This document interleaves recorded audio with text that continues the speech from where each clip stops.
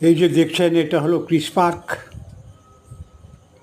ঝাড়গ্রাম জেলার একটি খুব ভালো এবং এত সুন্দর দেখতে যে কৃষ পার্কটি, এটি ঝাড়গ্রাম থেকে প্রপার 7-8 কিলোমিটার দূরে অবস্থিত একটি পল্লীগ্রামের ভিতর সামনেই। এবং এর সৌন্দর্যটা আপনারা দেখুন, যে কোনো মানুষ ঢুকলে এখানে মন বসে যাবে, এমন যে এখান থেকে বেরোতে মন যাবে না। এটি একটি ট্রাস্ট নির্মাণ করেছে এবং এখানে ঢোকার টিকিট 25 টাকা। এটা কিছু অংশ আপনাদের দেখাচ্ছি, একটা